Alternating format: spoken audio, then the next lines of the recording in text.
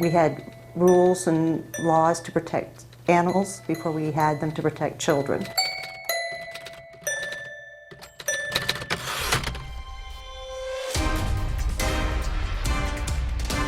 It's like an epidemic, an epidemic, an epidemic.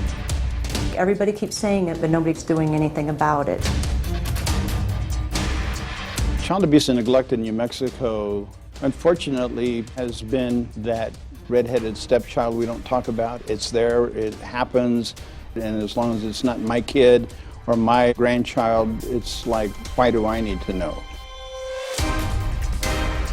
We've estimated that for the most expensive type of abuse and neglect case, those cases on average cost about $107,000 to taxpayers alone. That doesn't include the negative occurrence on kids' lives over time.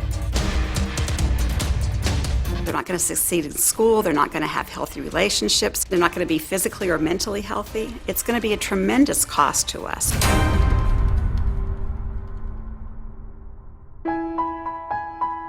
There's a significant body of research called Adverse Childhood Experience Studies, which began in San Diego at Kaiser Permanente. So he queries 17,000 men and women, and he asks them about 10 different adverse childhood experiences. Were you beaten as a child? Were you sexually abused as a child? Were you neglected as a child? Did you witness violence between your caretakers? And if you simply fit into even one of those 10 categories, you were more likely to suffer from hundreds of medical and mental health conditions, including things we would never think of being correlated with child abuse, such as cancer, heart disease, liver disease, etc. So name the social ill. You want to reduce smoking? 95% of all smokers have an ACE score of at least 1. I oversee a program where we conduct forensic interviews of children who are alleging physical abuse, sexual abuse, or may have been witness to a violent crime. Annually, we do approximately 1,200 forensic interviews here at this site a year. I have to go to the nurse's office every single day before or At after home, school. my hands were all blistered and red, and my grandma asked me Nobody what ever happened. believed me, you know, because they were so nice and loving. 10 years ago, our average used to be 50 interviews a month. Our average now is between 85 to 95 interviews a month. We've applied good treatment to cancer. We've applied good treatment to diabetes, to any other risk to our health. But child abuse continues to be invisible until somebody is hurt, until a child is a statistic. And that's not acceptable. It's not acceptable anymore. This should be your #1 priority, because whatever else you care about, whatever social L you care about, you want to reduce juvenile delinquency, you want to reduce crime, you want to reduce drug usage, you want to reduce alcohol usage, you want to reduce poverty. We know from a very significant body of research that child abuse feeds into every social ill. So name the social ill you care about. If you really care about it, if you really want to get a handle on it, you have to reduce child maltreatment. We could save millions of children and literally hundreds of billions of dollars. We also provide family advocacy, which is an incredible service, important in starting the process of healing, of hopefully getting hooked up with mental health services, maybe advocacy in the home, maybe even a food box, but that can all start here. He would always hit And me. then she told him to get, what's it called? Like on our backs A lighter? and just like on our He would wake me arms. up in the middle of the night and ask me to go watch They cartoons said I with was him. lying, and I was disgusting. It's 100% preventable. The parents in New Mexico need more support. They need education and support, and we know how to do those two things. It's just a matter of us having the will as a state to do it. The state ends up spending far more resources, about $113 million, on child protective services, which is the negative outcomes at the back end of the system, than it does on the front end of the system. Until we get into the prevention mode, we're going to keep doing the same old thing, the same old way, expecting a different result. We all know what that describes. You guys gotta tackle me. Hangers, wire hangers. He would get a wrench and he She would would fold untie it the to wire an hanger and UGG he would like fold that, it in and half. she would dip it in water. I didn't Ice understand cold that water. it's like a wooden paddle. Parents in New Mexico have a lot of unique stress factors. What is child abuse? How does this happen? Given the right exhaustion, the right stressors, the right whatever, you could get mad enough to hurt a child. And so how do you not hurt a child? I find it really difficult to imagine what it's like for some of the families that I care for who face a number of social stressors in their day-to-day life, including poverty, social isolation, geographic isolation, drug and alcohol abuse, mental health problems, the whole gamut again of social ills that face our community. And the bottom line is that when our families are struggling, our kids are going to struggle. It's common sense, and we have to recognize the connections there and really learn that we have to support families in order to support kids. And one of my sisters, she's having her second I have two baby. brothers and sisters. I was born premature with cocaine in my system.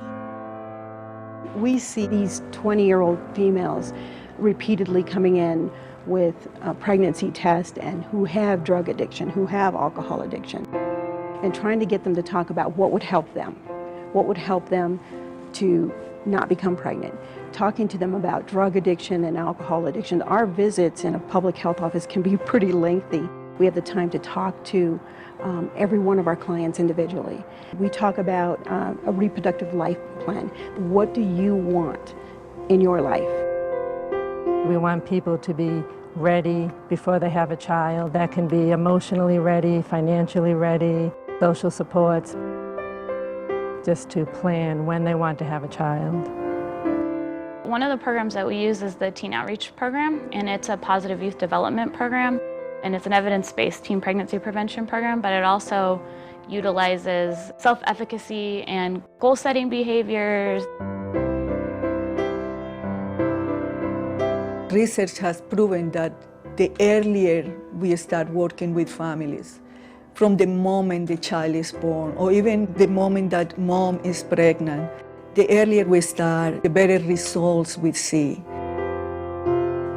I'm part of a task force created by the state of New Mexico called J. Paul Taylor Early Childhood Task Force, created by the legislative body to come out with a system to prevent child abuse and to intervene early for those cases that already have signs of child abuse. So this task force is recommending that every child and every pregnant woman that goes to a primary care health setting or a behavioral health setting gets screened for toxic stressors.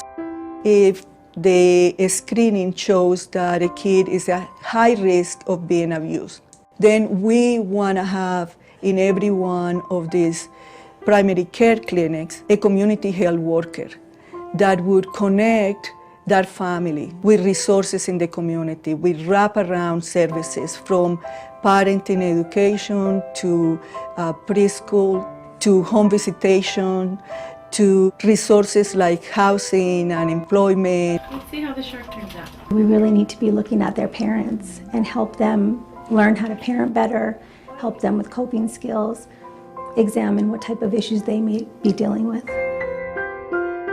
I really didn't like to go with my uncle because I hid under my bed it was like when I knew she would come. And then as punishment for starvation, she would It would put be me like in once the or twice a closet month, and she depending would turn off the on lights. how I behaved at school. Shaken baby is a diagnosis. It's also called abusive head trauma. It's #1 cause of child abuse and death in children younger than 3 years of age. These are the kids who are at most at risk to have a bad outcome in terms of die from their injuries or not recover well. So from a prevention standpoint, this is a particularly important topic. I work on the Carrie Tingley Inpatient Rehabilitation Unit, and this is for children who have had traumatic brain injuries from car accidents, from NAT, which is non-accidental trauma. A lot of the children that come to us on our unit are totally impaired. These children are with us for months. Oftentimes, we have to place them in ARCA care, which is a family that has been trained medically so that they can take care of these children. Shaken baby is across every income, it's across every culture, it's across every socioeconomic status. Sometimes, despite the fact that your baby's been fed, They're well rested, their diaper is changed, they're going to have an off day, they're going to be fussy, and no matter what you do, they won't be consoled. Parents become frustrated. They then lose control and sometimes shake the infant. And for some individuals who have actually repetitively caused these types of injuries, what they will say is, this is the only thing that worked. This is what quieted the baby. Maybe not recognizing at the time the reason the baby quieted was because their brain was injured. What we found out is that almost 70% of our parents had never heard of it before. When you give parents education on prevention of shaken baby, you give them like a vaccine or an immunization so they know what not to do. This is a baby that is a simulator, and we take it to health fairs to show the public, depending on how hard it's shaken and the area of the brain that lights up, will tell you how impaired this child is. Look in the back, and you'll notice now that the baby is now visually impaired or blind. Now the sides are also lit, and at this point there's memory loss and emotional loss. There's learning disabilities and behavioral disorders happening. And one more shake.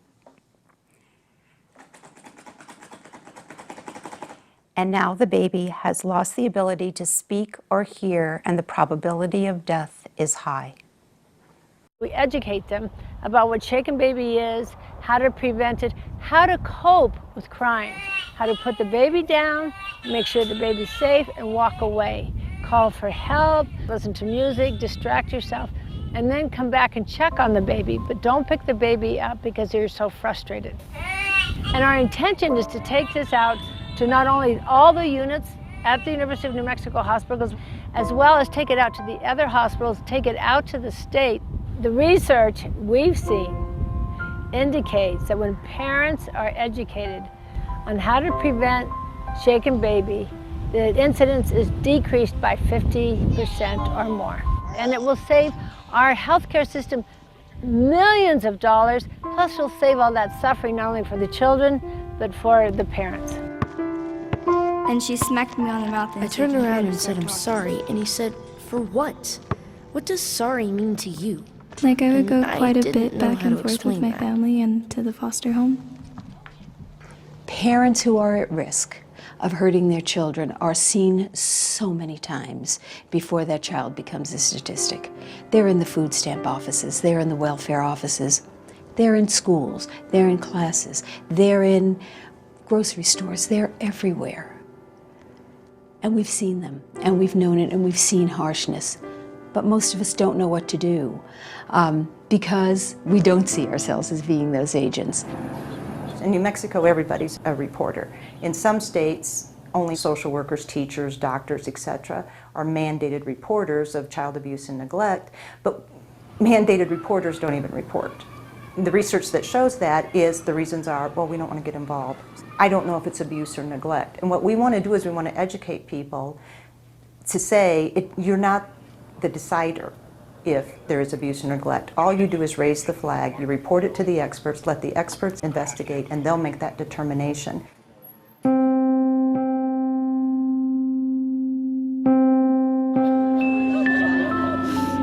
We will get these rash of media accounts every time there are deaths. And of course, they always blame the social workers and doctors and police officers and others. But does anyone honestly think that these frontline professionals wanted a child to die? No, they missed obvious clues. They didn't know what they were looking at. They didn't know how to ask the right questions. Now, that's the bad news. The good news is we are so markedly better than we were a quarter of a century ago, but we have relied almost exclusively on on-the-job training. We've done a woeful job at every medical school, every law school, every graduate psychology school, every seminary, every undergraduate institution in our country in training people what to recognize, right? And so we turn them out and they make egregious errors, and then we blame them for being ignorant when we graduated them with ignorance. We're the second regional child protection training center in the nation. There's now 5, and we're trying to work on 2 levels. One is to train future professionals who are going to be working with children, future social workers, teachers, help them to understand more about child abuse, to recognize the signs and symptoms, to know how to report, to know what the law is. And then the second part is to train the current professionals and provide them really hands-on experiential training that will give them the skills to investigate, prosecute, do forensic interviews with children, and hopefully, of course, to treat and prevent child abuse. One of the things we do at the training center here at New Mexico State University is to teach professionals how to process a crime scene. So this is a mock crime scene set up based on a set of actual fact patterns. And so we instruct folks everything should be paid attention to, everything should be processed beginning on the exterior of the house. It may be as simple as violent drawings by a child. You should always have your antennae up. This is our crime scene. We're walking through it as an officer, maybe.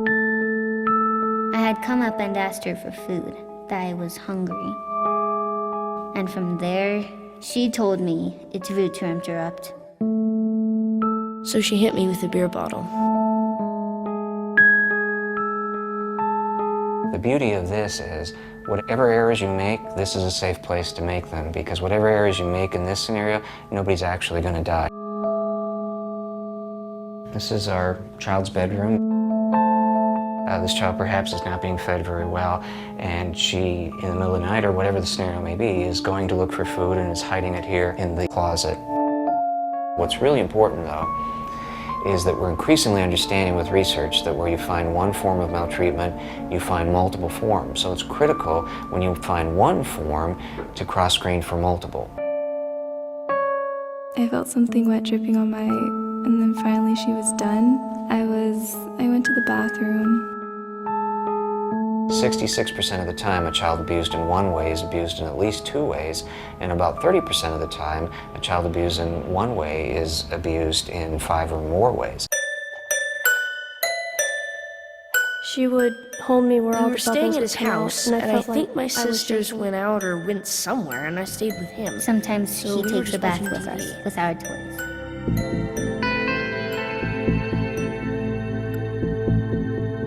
We have a duty to investigate for the welfare of a child, and we have the right to enter any residence where we have information that a child could be endangered in some way. That's what a welfare check is about. There seems to be a misconception that people think we need a warrant to get into a home. What are we going to? But when it comes to the welfare of a child, the law does give us some latitude to enter a home to do a child abuse investigation. If we think there's a child that could be maltreated or the victim of neglect of some sort. We respond to a variety of calls, from child homicide to animal abuse and everything in between. Sitting right here on my wall, this is what we did last year. How many were signed, how many were completed, and then I have the first 2 quarters of 2014, and we've actually almost doubled the amount of case assignments that we've had over this year from 2013. CYFD referrals are huge. We get anywhere from 100 referrals on a slow week to about 200 referrals on a busy week. What's your grandma's name again? Betty? Betty? Is she home right now? Yeah. Are there any other adults over there? Yeah. Who else is over there? My cousin Denise, 17. I don't know if that's All right, I'm gonna go talk to Betty real quick. Nobody else is here at your house? I'm with the Crimes Against Children unit, and we got a referral just to come check on and his siblings. We start off with looking at the type of environment that's there. My name's Kyle. Hi. Thank you. You are? Betty. Betty. Is there adequate shelter? Is there adequate food and clothing within the shelter? Every scene that we go into is significantly different. There's times where we'll see an immediate mark on a child and we'll discuss that with them. A lot of times we get called to the schools, and that's the first place that we see them. They're alone, they're not with their parents, and they've disclosed to school personnel of some sort that mom or dad or whoever has hit them with a belt or a frying pan, whatever the case may be. That's generally where we start off. We do find it in the house as well, and it's usually connected with a domestic violence scene a lot of times, with kids trying to protect one parent or another, depending on the situation. Child abuse has evolved. Neglect has evolved. People's economic situation has changed. Neglect is something we look at as a social problem. On so many calls, people don't know, what is the threshold here? Is this child abuse? Is it neglect, or is it just they can't afford to take care of their children? And do the kids stay here primarily, or Yes. do they stay somewhere else? No, they primarily stay here after school or when she has to work. And when does she work? She works graveyard shift. Ah, okay. That's hard. Yes. So they're here all the time, Yes. asleep while she's awake. They're here while they're sleeping, and she has to sleep all day, so they're here during the day. Is there a father in the picture at all? No. Is he helping at all financially? No. Okay. And a lot of these families, they just don't have the resources, and that's what we hope to do, is have that community outreach to help provide them with resources. Will you give Jackie a call? Yes. All right. Thank you, Lydia. Sometimes a little bit of resources will stop the abuse, because now they have a little bit more, whether that be food, different types of means for clothing, shelter, whatever the case may be. And I think that's a big factor in a lot of this.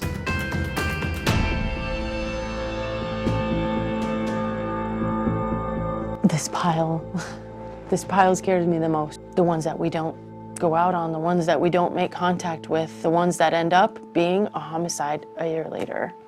And there were 3 referrals. And we've had those cases. We've had them. They didn't take me to the hospital. He said it wasn't bad enough to be taken to the hospital. And it was too much for me. I didn't want to It move hurt. because I I didn't have know what one was friend, going to and happen. she gives me her old clothes because I never had any. She saves all her clothes for me.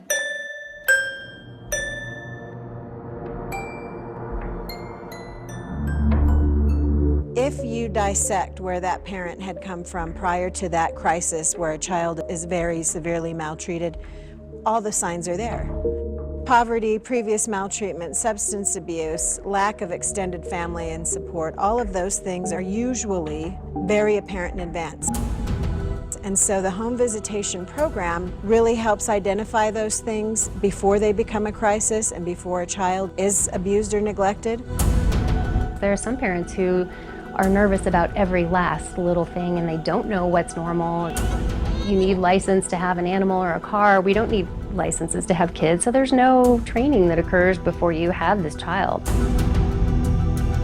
Many of these families were not taught how to parent, and so they're doing what they saw done in their own homes when they were children. So you do what you know, and when you know better, you do better.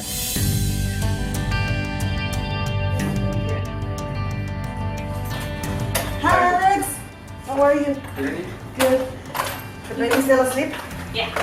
The home visitor shows up regularly to provide support and encouragement, to listen to the joys and the fears of childhood, to be there when a new parent is concerned about something. I also brought you your... The role of the home visitor is to support the family, so the family can then support the child. There's some tomatoes. No, they're cherry tomatoes. And your favorite one? Oh yeah, we eat those a lot. I know you like those a lot. She's been coming since I was 4 months pregnant. I got to monitor what I was supposed to weigh instead of waiting to my prenatal visits. She tells us what to expect from Aislinn, what to do to help her develop some skills, and what activities to do with her that are safe for her at her age. I have never really been around kids before Aislinn, so I really didn't know how to take care of a baby, how to change her diaper, how to make her a bottle. I've learned a lot since she was born. I got some stuff for you today. This is your Explora card. Okay. I don't know if you've been to Explora before, but it's like a museum for children. They could go and touch and play. Knowing that a nurse can come to your home and actually help you one-on-one is very helpful. Okay? But this is for you. We learn in the families that we grow up in, we learn how to handle stress, we learn how to handle emotions or how to not handle them very well. And then even though we might think we want to do things differently, unless we develop some new skills and some new habits, what's going to happen under stress is those things that we learned as a child are going to come out. Another huge component of the home visiting relationship is to create awareness and have dialogue with parents about how they were raised themselves. And how were you raised? Were people screaming at your house? Were you bitten? And is that how you want your baby to grow? Okay, so what are you gonna change? So it's really giving them the knowledge to learn about themselves so that they could then teach the baby to do what is right. Nice, 19 pounds and 5 ounces. It's important for the parent to understand child development. And sure enough, at 4 weeks, they start crying more. Some people call it colic, some people call it the period of purple crying. And they just cry more, and then I come like, I didn't sleep last night. And it's just talking to them about how they feel about that, and if they could have someone come and help them. If they can't, what can they do? And remind them, you know what? It is okay to put your baby in the crib for 5 minutes and then you go wash your face and just freshen up. We don't want you to be overstressed. Yeah. It's voluntary. No one is mandated to have to do this program. There's a whole list of options that we go over. And then the client can kind of choose maybe something that's important to her. And it might be something about how to discipline my child. It might actually even be, how do I take better care of myself? How do I get myself into school? Well, I passed my chemistry exam with a B+. Oh, that's really good. So I was like, yeah. That's really good. Yeah.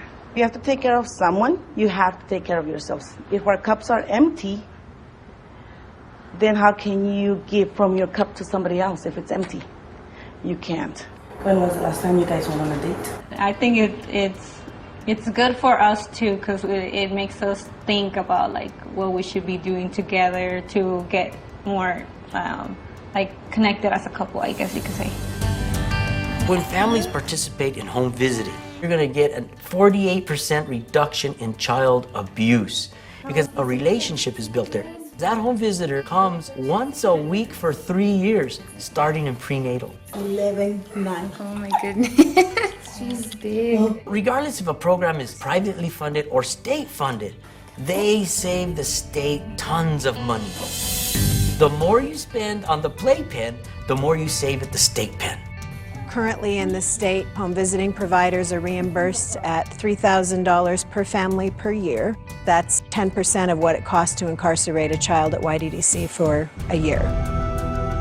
Studies have shown that for every dollar invested in early childhood services, we'll receive a return of $7 to $10. All too often, I think what we're hearing is we're a poor state. We can't afford those resources. I think we're being penny wise and pound foolish, that if we really do believe that our children are our future, that we're to invest in our children and that they're the most valuable resource we have for our future well-being, we need to put our money where our mouth is. Spend it now or spend it later. You're going to spend it. All of these children are all of our children. This is our society, and if we're not going to take care of children in general and look at each and every one of them as our responsibility, then we have only ourselves to blame. It's 100% preventable. We know what to do, we just have to have the will to do it. They saw the bruises. They saw the bruises. And they just didn't want to say anything. They just didn't want to say anything.